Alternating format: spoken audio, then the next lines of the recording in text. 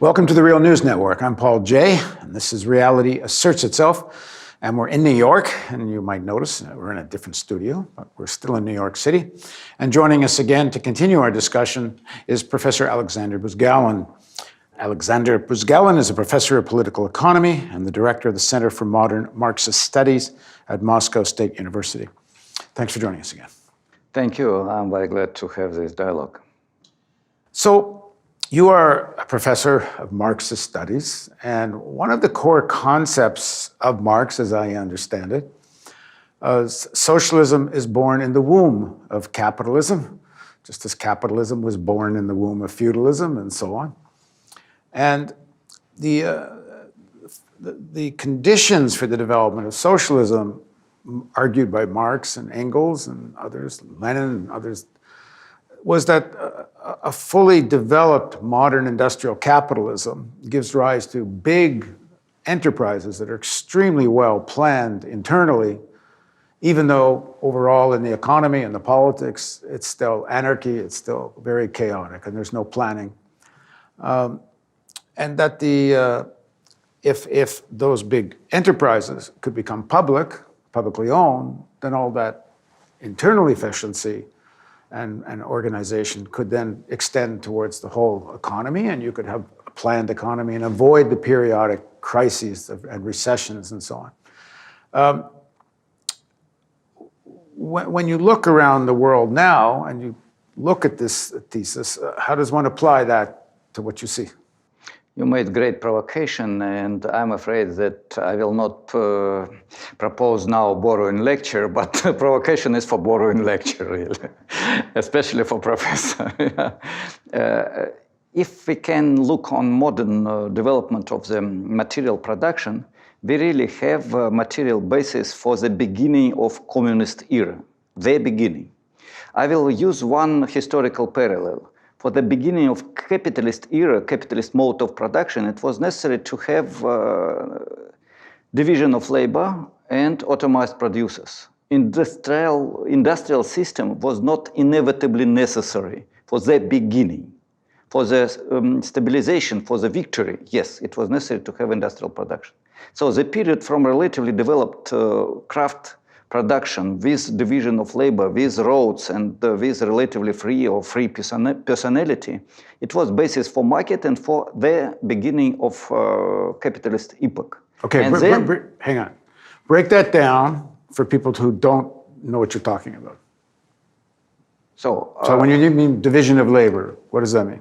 Division of labor means very simple thing. I'm producing bread, you are producing milk, another guy is producing butter, somebody producing equipment, somebody is helping for horses to grow up, and so on. Yeah, everybody is doing his separate things. Instead of one farmer doing everything for himself. Yeah, because people were living thousands of years when everybody was produced by family. All, and consumed by family. Yeah. So, and capitalism was growing with zigzags, with victories and defeats 500 years. Even now in Russia in 21st century, we still don't have final victory of capitalism, by the way. Yeah. So, the same with genesis of communism. Meaning there's still some feudalism in the countryside. Yeah, we have a lot of such 40% of potato is produced in the dacha, pieces of land which people has to have food in poor regions of Russia. So, and this is Russia, this is not starving Central Africa. Yeah. So let's move to the parallel. For genesis of communism, it's also necessary to have minimum prerequisites and optimum basis.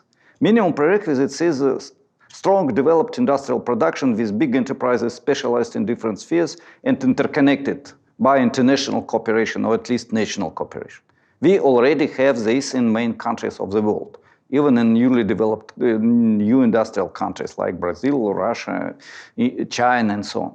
So this is minimum, and we can start moving to the new society with assistance of plan, with modern computers, with modern internet technologies.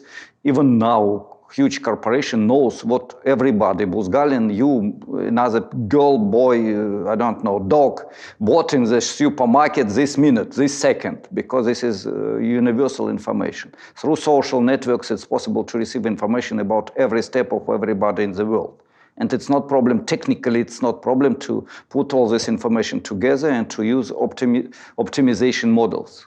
The problem is social. Plan an economy. Planned economy. The problem is social. Just an example of one of the most brilliantly internally planned economies is Amazon, which does exactly what you're saying, and is able to not just know when you like a particular type of toothpaste to tell you here's a tube of toothpaste, but to plan that supply chain globally. Yeah, it's true. So, and the problem is social. And main problem, main negative feature of market is not simply crisis of our production or disproportions in some spheres. Main negative feature of market is consumerization of society, commodity fetishism, and fetishism now even of simulacra of commodities, science, symbols. Simulacra means, okay, one example which I use everywhere, maybe it will be well known after that. If you have a jacket with Hugo Boss here, this jacket will cost $1,000. If it is, I don't know, Red Moscow, it will be $50. What is the difference? Brand. And this value is created by marketing, not by production of goods, by production of symbols. And this production of symbols is main negative result of market. And people who are spending, I don't know, all weekends in mega malls for shopping, they are worse than alcoholics. They are shopaholics. I don't know if it's possible to say in English or not. That is a term. Yeah, so that's why this is negative. And we can move this. But this is minimum prerequisite for movement towards new society. Why? Because communism is a society where people have as main need interesting work. Second, in your working place, in your life, you have not competitors who must be killed, not physically, but economically killed. You have people with whom, in solidarity, you're making together something interesting. This vision, the way you're articulating it, more or less, was the same vision from Soviet Union from the 1920s and all the way. And it didn't work, it didn't become the kind of society you're talking about. What's different about now? Oh, first of all, in 1920s, we had the absolute minimum material basis for the beginning. It's like to build capitalism without machines, even without steam. And to build capitalism when you have not simply steam, but electricity, diesel, and so on, it's much easier. Yeah? So now we have big progress of productive forces, if I can use Marxist terminology. Second, we have experience of 100 years of mistakes and victories, and this is also very important. And finally, even now, we have chances only to start this process. And then will be long zigzag. I use parallel of Mississippi, which is going from north to the south with a lot of zigzags. So we can start moving from the very beginning, not small, very, very small river. Communist huge river will be in the future. And if we will pass through all the zigzags and barriers. So this is the problem. And modern capitalism, financial capital, virtual, fictitious financial capital creates enormous obstacles. Now, main efforts of technicians, software specialists, artists even, is used for what? For marketing, for management, for financial speculations, for increasing of derivatives, profit, profit, profit. Most of the best mathematicians and even financial physicists are working on Wall Street writing algorithms to game the stock market. Yeah, and what is technical progress? 1900, beginning of 20th century, first airplane can fly 200 meters with speed 50 kilometers per hour. Yeah? 50 years later, airplane 900 kilometers through continents. What we have now, the same airplanes. So you've got, if you call this the material conditions for socialism, you're saying communism, is these enormously well-organized, efficient, massive corporations like Amazon's one of the best examples, but there's others. And artificial intelligence is going to raise that to a whole nother scale, but they're privately owned. And as long as the ownership remains private, there's no reason any of what you're saying should come about. It's absolutely true. And the choice is very simple. Either we have elite, a lot of semi-slaves, and a lot of useless, of course, useless people. People cannot be useless, but they're useless for capital. Or we have communist society, or socialism at the beginning of movement in this direction. And why do you jump to the word communist? Because this ain't going to happen fast. There's going to be a long transition period. Yes, of if it course. happens at all, it's going to be a long. For me, it is important in order to show the trend. I used the word communism because, you know, when you fix socialism is transformation from capitalist or even feudal and capitalist society, slavery, feudalism, and capitalism together to the new society. And period of transformation is socialism. But if you lose trajectory, if you lose direction, it will be tragedy. I'm asked in China very often, we have the same economy as in Soviet Union during new economic policy? Yes or no? I say, in some aspects, no. Why? Because during new economic policy in 1920s, it was said, we must move from mixed economy, semi-democratic political system with a lot of oppression of people because it's class struggle in very intensive form, towards the real democracy, real humanism, real socialism. And this is the vector, with zigzags, but in this direction. China doesn't have this direction. They can say the more private property, the better. Just very quick for people that don't know, what is that NEP period in the Soviet Union? New economic policy is period just after socialist revolution and civil war, which started in 1921, led by Lenin, Bolsheviks, but with a lot of bourgeois intelligentsia together. And it was period when we had the market economy with plants. We had a lot of private property, especially in agriculture, also in villages, in agriculture. We had first state enterprises, and we had a very big enthusiasm from below. Millions of people in poor country, ordinary workers, participated in clubs where they were learning how to make poem, how to create poem, how to be sportsman, how to be scientist and engineer, how to make radio. It was more than to make computer now. How to go to the space, of course not space, but to make airplane, I don't know, planner, something like that. So the idea is that you could have a certain amount of privately owned development. Yeah, it was a big amount of market as you head property. towards the bigger arc towards socialism, whereas in China they seem to be heading towards a bigger arc towards state capitalism and not much beyond that. When it is official rhetoric, they will say that they're moving in socialist direction. But to say that we will less and less private property, never. They don't touch this question. So I don't want to go to the problem of China, but just to mention. Well, let's go back to the scale of internally well organization, the globalization of production that came with digitization and computers that enabled all of this is about, you know, we're on the precipice of a whole new, real qualitative leap in that kind of technology called artificial intelligence. What do you make of the significance of that? And the fact, one, in the short term, meaning in the next 5, 10 years or so, we could see millions of jobs lost.